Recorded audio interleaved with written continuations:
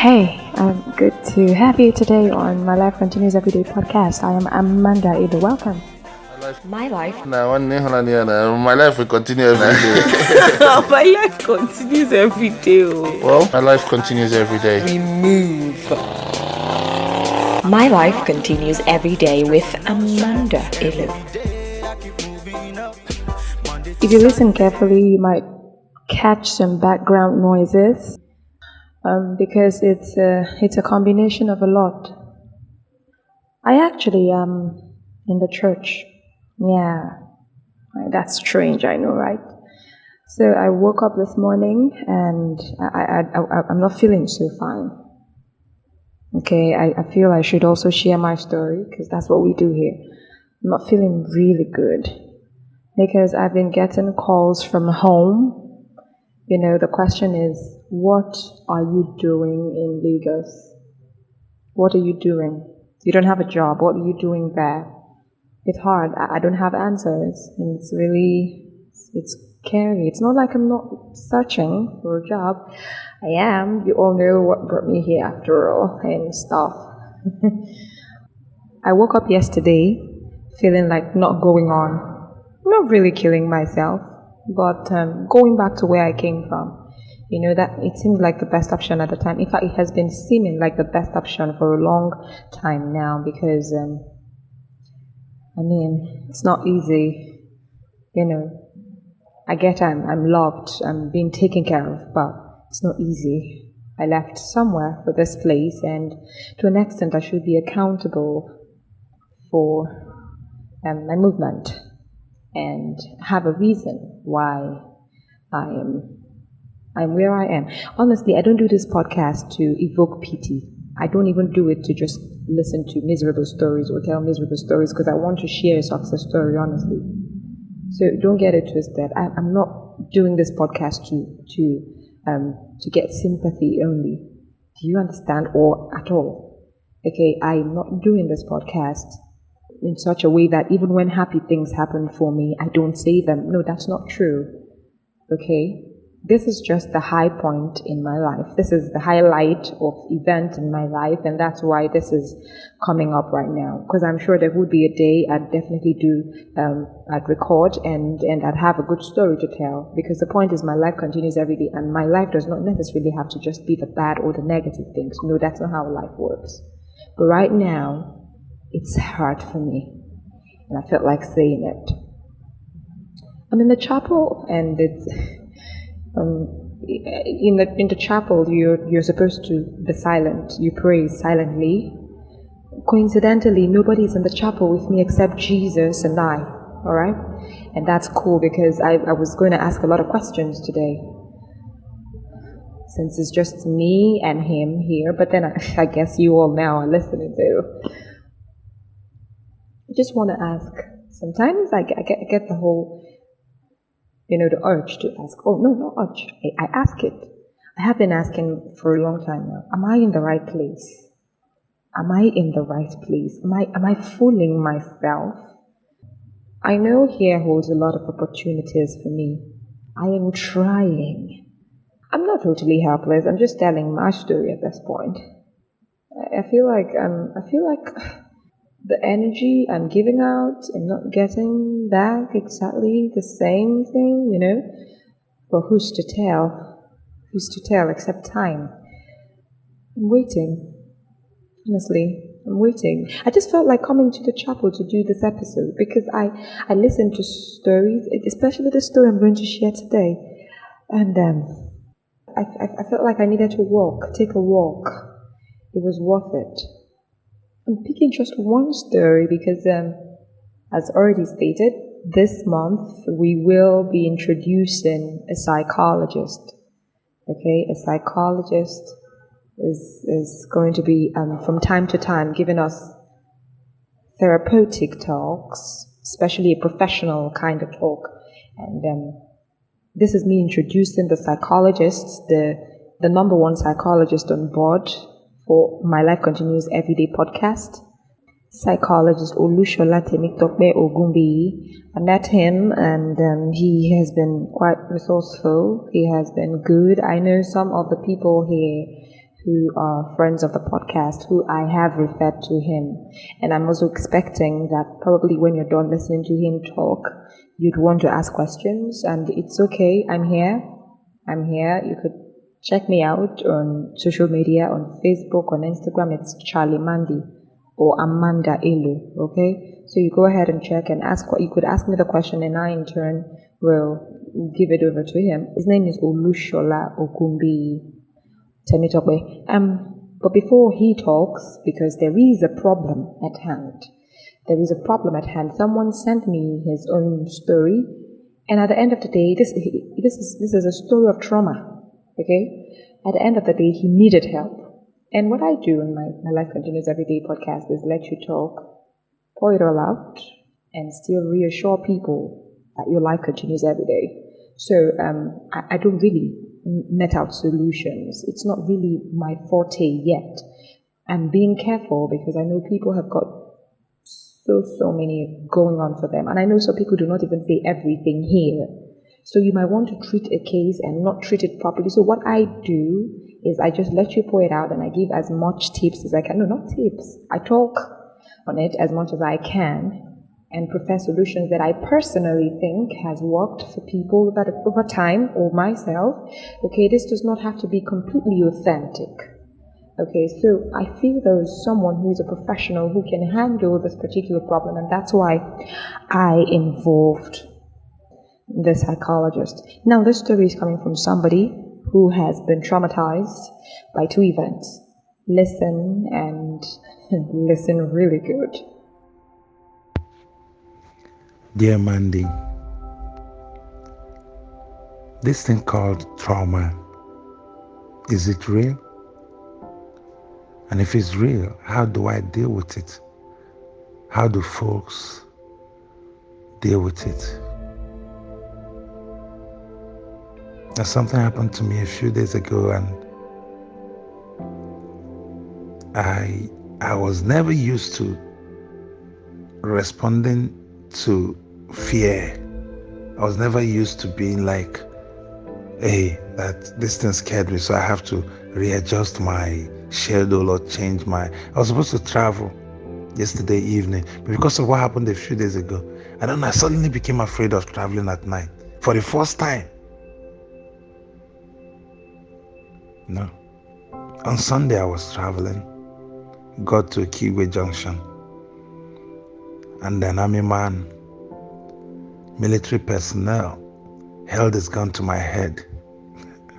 And at that time, I just had different thoughts running through my head, like, what is going on? Is this how I'm going to go? Will it hurt? What happens after this? Do I have to be like in pain for a long time before I'm now dead and gone? And I was just thinking of things like that at my head, and I was smiling.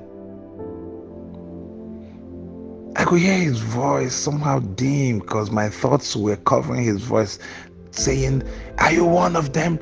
Are you one of them? Are you one of them? I didn't know one of who or whatever he meant, but I had an idea. And the driver was screaming, he is not one of them. I've known this guy for long. I've known him. He's not one of them. He's my passenger. Please, I've known him for long. And I didn't get it. I was just there, looking at the man, and I'm smiling. And someone else commanded him to bring down his rifle, and he did. And the person walked up to me and said, hey, next time you're traveling through military parts, you don't bring out your phone. And I remembered, okay, I had my phone in my hand and I was pressing it, and it was late and it was dark, and the light from my phone was shining on my face, and because of that, they thought I flouted their rule about not bringing out your phone near military checkpoint. So I was commanded to turn off my phone. I did, turned off my phone, and I said, yes sir, thank you sir, of course sir, thank you, yes sir. But I started thinking, is this it? And I couldn't stop thinking, is this? So when anyone asked me, anyone I told, are you okay? I said, hey, I'm very okay, but I don't think I am. And this is the second time I think I've had an experience that I could say, okay, the trauma affected me. I've had a gun pointed at me before now, and I just saw it as one of those things, Was in school, there was a cult war, and then it was a mistaken identity, and someone wanted to shoot me, and they told him, hey, that's not the guy. I didn't really think much about it. Went to bed, woke up the next day, forgot about it. But I've had one other experience when I was 16. And I had a cousin. I still have that guy as my cousin, a male cousin who liked to rub his hands on me. I didn't see it as anything then, though it made me uncomfortable. I didn't see it as anything until I woke up middle of the night someday and found out that he was trying to put his penis on my backside. I was shook. I didn't know what homosexualism was, but I didn't like it. I did not want it. So I told him to stop. So he said he was sorry, that he was drunk, that he didn't know what he wanted. He didn't know what you were doing, but you walked into my own room. We were staying. We found refuge in their house. And because we were running from an abusive father who was beating my mom, I didn't have any other place to go. I didn't have anyone to complain to, so I couldn't tell anybody. So I just kept quiet. The next day again, he tried it. I pretended I was asleep. I wanted to see where it would lead to, but I kept my legs shut. He kept trying to just open my leg. I don't know. I just kept my legs shut. And he ejaculated on my thighs. And the third day again, he came back. This time around, he was trying to put his penis in my mouth. I couldn't take it, so I said, no. So I left that room and I ran into another room and locked myself there. And then when it was done, I approached him. I was 16. I walked up to him. I said, brother, and he was old then because he had a family already. I said, brother, I said, don't try that. If you try that, I will bite your penis off. Don't try it with me anymore. He pleaded with me not to report to my mom or anybody. I didn't. I kept it to myself because I felt that if I did it, my mom would want to keep me safe, and then she would want to take me away from there. And we did not have anywhere else to go. We're depending on them to feed. We're depending on them for shelter. So I buried it. I braved it, just like I brave every other thing afterwards. But I discovered that something in me changed. One, I became extremely homophobic. Number two, I don't like to be touched. I can't actually stand being touched. I had a girlfriend that I slapped very hard because she was rubbing her hands on my body. And I thought, okay, someday I'm going to overgrow it. Someday I'm going to change. Someday I will just get over all these things. But I haven't. And this experience 2 days ago that is making me now to fear going out in the dark has reminded me that there's something else I'm afraid of, being touched. And now I'm thinking, how is my life going to continue every day with a wife that won't let touch me? What excuse will I give her? I've tried to stand. I've tried to see if I can beat it myself. I've had someone tie me up in bed and try to rub her hands on my body to see if I can just shake it off. I ended up tearing the headboard of that bed and then pushing her away. That's how bad it is.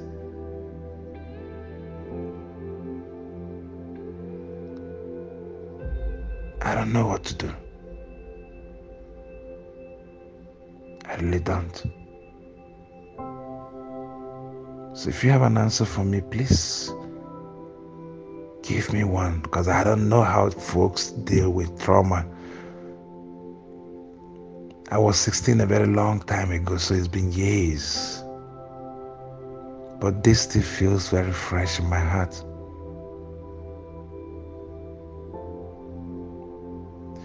Anyways, as much as it seems like I'm moving in circles, I'm still alive. My life continues every day. When I listened to the story, and I got to the point where he said, Mandy, I don't know if you can help. I don't know what you think I should do. That was when I knew this podcast is gradually becoming a lot higher than I envisaged it to be. So I have to be ready and I have to prepare because I'm ready to help. I want to help as much as it is within my power. Okay? And with this being said, I introduce the man of the moment, psychologist Olushola Temitope Ogunbiyi. You have been an amazing person, sir, and I would really, really love for you to share a dose of your goodness to people as they listen. And I think he's going to be tackling this particular situation specifically, the one you just listened to the story, he's going to tackle it specifically. So if you're listening and you have a similar experience, you could learn from him. Okay, and in subsequent times, I'd definitely find a way to send your messages across to him, or even your audio, especially the ones where you need a certain kind of psychological solution. I will try my best to also get other professionals in the field of mental awareness, of health, of different things, okay? It does not necessarily have to be a bad thing. It could even be an event planner, just in case you missed out on an event. The point is, your life continues every day, and life is a lot of things, okay, comprised of a lot of things. It's not just the sad ones. So we're going straight to the psychologist of the moment. Welcome, psychologist Olushola Temitope Ogunbiyi. We're glad to have you. Hello, Amanda. Hello, everybody. I'm listening. Good to be here, and thank you for having me. My name is Olushola Temitope Ogunbiyi. I'm a clinical psychologist and psychotherapist currently practicing in Lagos, Nigeria. My qualifications imply that I've gone to school, studied psychology at both graduate and postgraduate level, and I have a wealth of experience in my area of practice. Thank you for sharing your experience with us from the last speaker, and it was a rather sad experience, to be honest, and I thoroughly empathize with you. Unfortunately, many of these kind of events go under the radar and people don't get to talk about it, so it was really a brave thing for you to have come out to talk about your traumatic experiences. But you did raise a couple of questions, and one of those questions was that, what does trauma mean, and does it really exist, or is it just a normal life event, or is it an excuse for people not to work, or people to say, oh, I have trauma, leave me alone, you understand? Or is it an excuse for you to be a nasty person, or to be an ineffective person? Trauma is very, very real, and trauma varies in its nature and its substance itself.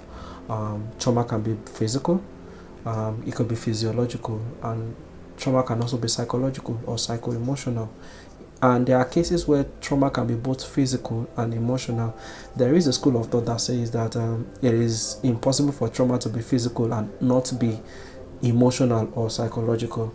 So yes, anybody that has any element of physical trauma, we can only imply or deduce that the person is also having a level of emotional trauma as well, because many of the things that we're experiencing, like whether they are physical, whether they are psychosocial, they have emotional ramifications with us, whether you experience those things directly or you experience it via the experiences of others, what we call vicarious trauma.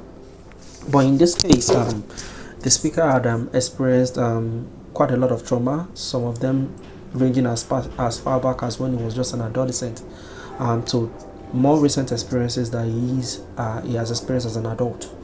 So, and these things do have psycho-emotional ramifications, in the sense that they have long-lasting effects on how the person's mindset work, on how the person's cognition work, the kind of thought process that the person entertains, how the person cope with life situations. Sometimes the side effect of traumatic experiences can also be physiological, in the sense that you do not respond normally to stimulus as other people will be responding. Sometimes the effect could be psychosocial.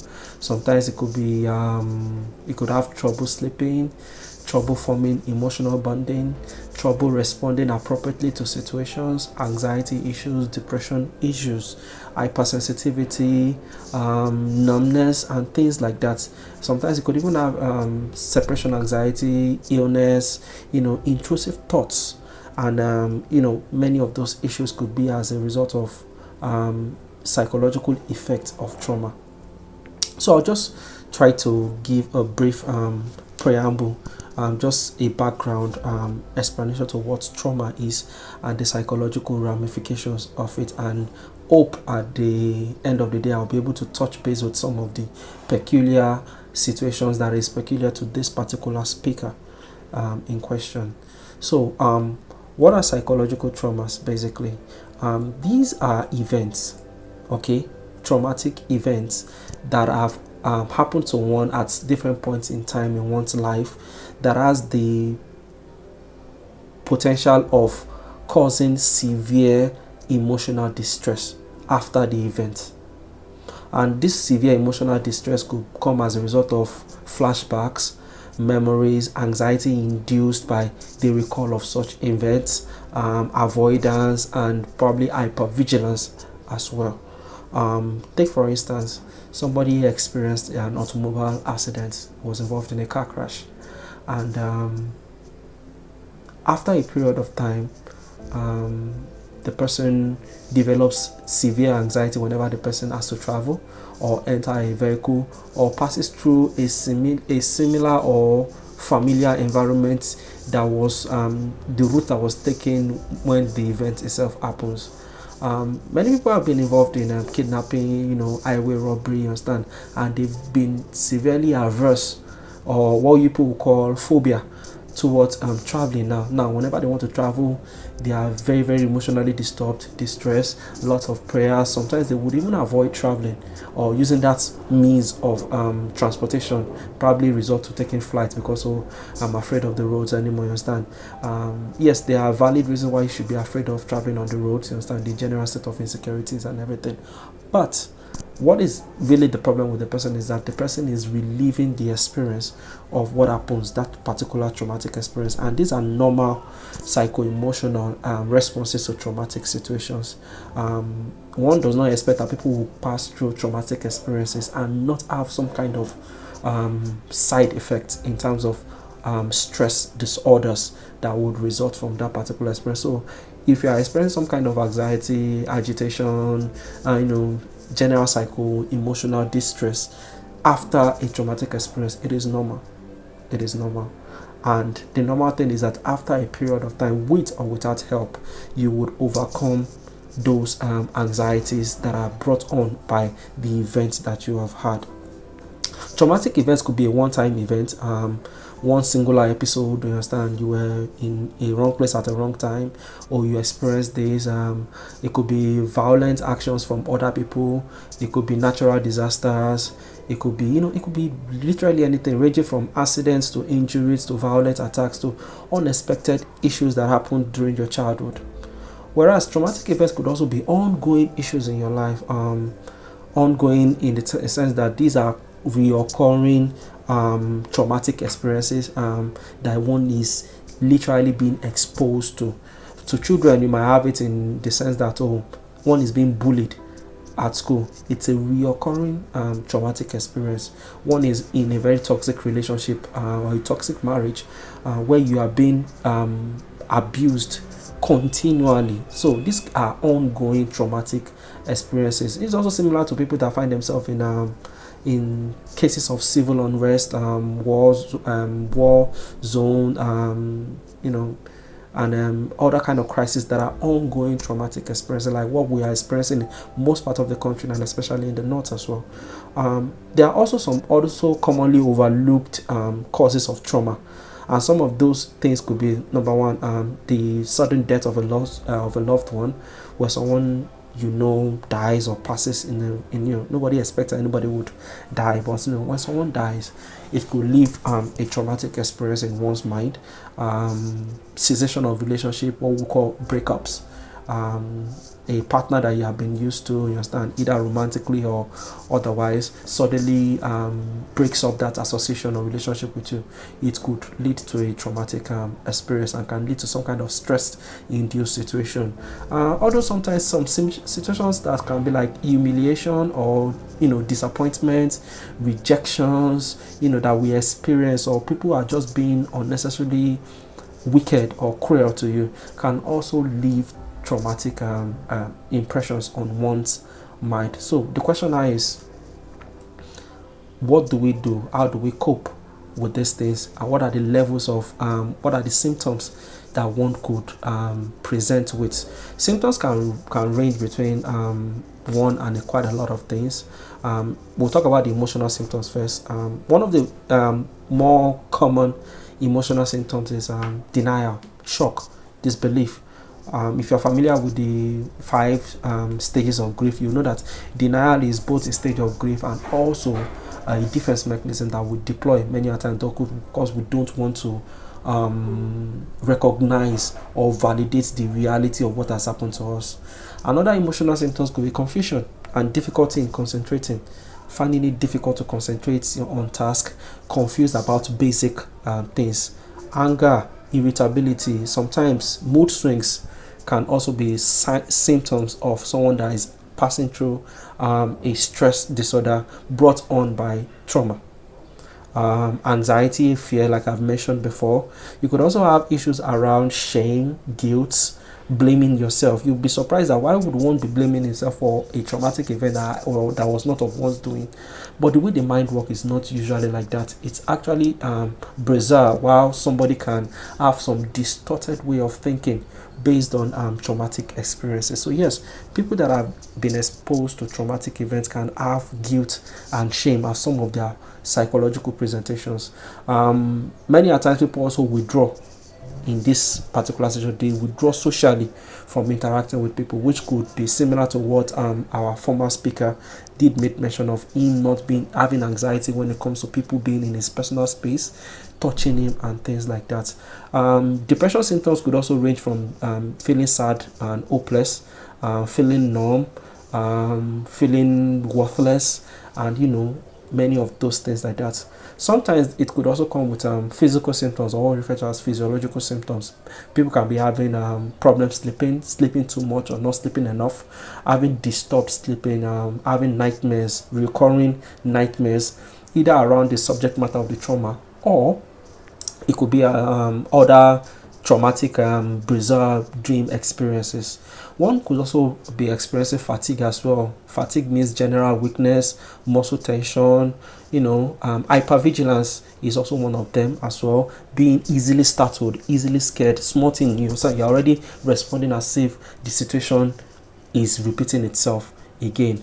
Increased heartbeats, palpitation, you understand, your heart is always on edge, which could have ramifications for your blood pressure as well.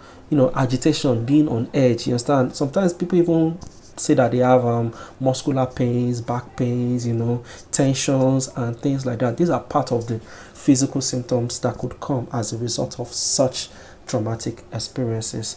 Traumatic experiences ranging from or that comes in areas of sexual abuse or trauma can lead to you having anxiety with people, withdrawing from people, having dysfunctional way of forming emotional bonding with people, not being able to connect with people on both physical and emotional level. So imagine how dysfunctional that would be for somebody growing up, not being able to have a healthy relationship with other people because you are not comfortable with people touching you, you are not comfortable with people, expressing their emotions, you have trust issues, you don't trust people, you are not comfortable with other people sleeping in the same room with you. So it becomes very, very dysfunctional, so that in such a way that the person is not able to accomplish milestone achievements in terms of marriage, relationship, procreation, or even having an healthy sexual life or interaction with the opposite sex or with the same sex, depending on your preferences. So, can it be healed? Can it be managed? What are the options that are basically available to one? The options are that, depending on the nature of what the traumatic experience is, sometimes it goes by itself. Sometimes other people might need counseling, they might need help, and sometimes the help itself might be long term in nature. So, who are the likely kind of people that can help in that particular situation? Yes, primarily we'll be talking about mental health experts, clinicians like myself, that can help in helping you navigate through your feelings and emotions, teaching you positive coping strategies to identify issues, to be able to be mindful, and to be able to manage your feelings and emotions properly, help you correct distortions in your mind, and we call them cognitive restructuring, helping you to identify faulty thinking patterns, ineffective faulty thinking patterns that has impaired you in being able to be functional in your day-to-day. Thinking patterns that is impairing you from forming good relationship with people, thinking patterns that is keeping fear and anxiety constant in your lifestyle. So cognitive restructuring will probably help in identifying those issues and providing better functional information in order to identify and be able to tackle those issues. Therapy is more about learning. There's going to be a lot of teaching. There's going to be a lot of relearning going into therapy. That means that one would have to basically unpack all the previous baggages, quote unquote, that has formed one's personality for so long. You need to unpack it and onboard fresh ideas, fresh habits, fresh thought pattern and thought processes, and this may take some time. This didn't come as a one-time event, so we don't expect that a one-time solution would fix it as well. For the speaker, he probably needs extensive psychotherapy. He needs to be able to unburden his mind. He needs to be able to talk in a safe space, and he needs to be able to be taught positive coping strategies that would help him going forward. There are different arrays of coping strategies that can be used in a clinical setting for stress disorders. Stress disorders can be acute. It's acute when it is short term. You experience something traumatic and that thing is affecting you psycho-emotionally, but the effect is short term, which means that within a month you are able to get back on your feet and you're able to go out. We'll call it acute stress. But if it goes beyond that and you are still not able to get out of that grieving zone, that loop of event that keep reliving that experience, and it keeps having those symptoms or some of those symptoms that I made mention before, then you'll be talking about post-traumatic stress disorder, which is similar to what the speaker had presented with. There are critical experiences that he has had in his life that are enough to have predisposed him to that kind of psychological disorder. We talked about the sexual harassment and the sexual abuse that he was unfortunately exposed to as a child. We talked about the more recent near-death experience that he had in the hands of our law enforcement and military personnel. These are enough experiences to tilt somebody over the edge, and from the experiences that he has been having prior after that, where he has been having issues allowing people to come into his space, severe anxiety and aggression when people wants to touch him.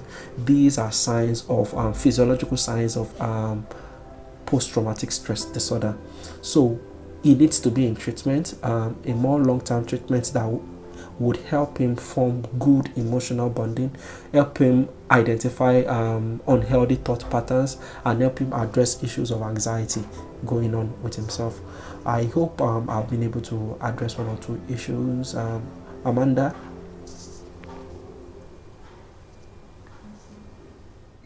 Thank you so much, psychologist.